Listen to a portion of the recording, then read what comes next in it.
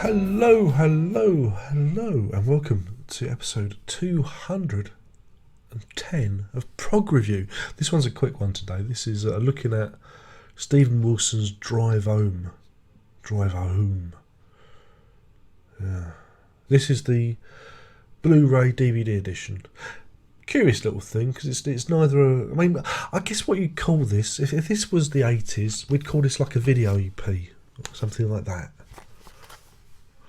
Because it's all the offcuts basically. All the bits that were left over, he's put into a nice little collectible thing. There's also a DVD version out there for those of you who are stuck in the standard definition past. The main feature of this is the two animated films Drive Home and The Raven That Refused to Sing.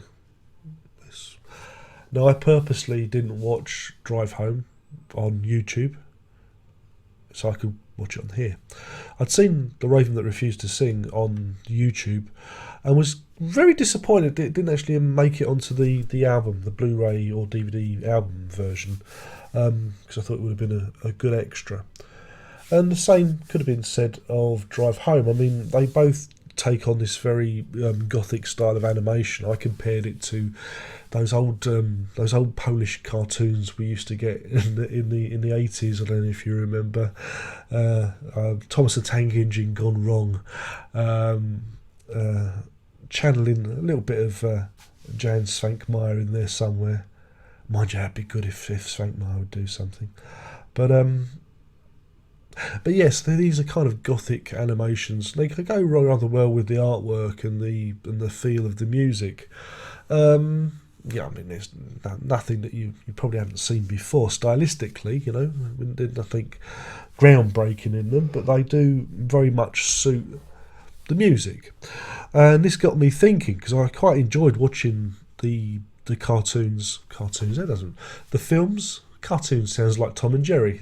The films, the animated features, I did enjoy watching them with the surround sound, and it did kind of add something more to the music. Because my problem with The Raven That Refused to Sing is a lot of the music didn't seem to fit with the whole gothic premise of kind of being ghost stories. But the visual element certainly got me there, if you know what I mean. They really kind of, held hands. It kind of fitted well together, and it got me thinking. It's a shame that the whole album, wasn't done, animated. I mean, I know Mr. Wilson wants to make a film. The Deadwing thing that never happened. I mean, if he wanted to make a proper full-length feature, this is the route he should take. He should animate the rest of the album, and in the style of this, and use the Raven That Refused to Sing as the soundtrack. So that got me thinking that would be a project. Herbie doesn't like it when I make films. I've lost me thread. Yeah, it would make a good animated feature. You also get a swather of live bits. Holy Drinker, which is good fun, though the bit where he's Dragtail at the end isn't heavy enough. It's a bit lightweight. Insurgentes. People always talk about my pronunciation of that. The Watchmaker and The Raven That Refused to Sing Again. They're all from Frankfurt show. Again, if you've seen All That You Deserve, you get the general gist of things. It's okay. Nice surround sound mix of the material.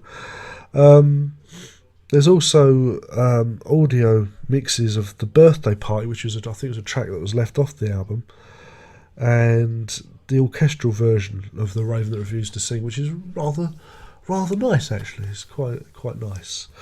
And then a lot of this is replicated on the CD, so you get edit version of Drive Home, The Birthday Party, orchestral version of Raven, and the live tracks on the CD version. So there's a little bit of duplication there.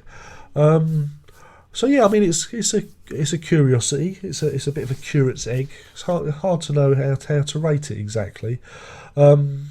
again, it's not a full price. Would you call £9 something a full price release? Again, if it was back in the old days, this would be a fiver, wouldn't it? It'd be I don't know, £5.99 or something. But yeah, I mean, if you're a fan, it's going to appeal to you. It's going to, it's good to see those films in high resolution with the surround sound. I thought that worked rather well. Didn't think much of the inlay, so I'm not doing a show of it because it's really, it's that bloody scribbly stuff. I just fed up with looking at it. I thought I was going to show you what it looks like inside, but there really is no bloody point. Just go back and look at the Raven Refused to Sing. It's like that. Man with a crown taking his impotent rage out on the page. So I've got to kind of give it a rating. I mean, I think it's good if you're a fan. It's not essential if you're not, because you can watch the films, on the YouTube.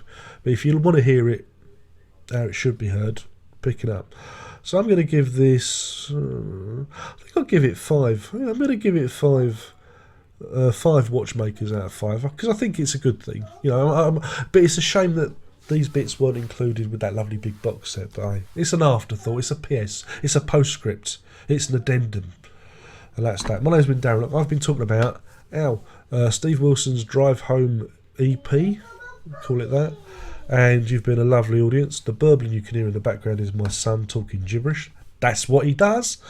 And only one more thing to say, really. Prog on.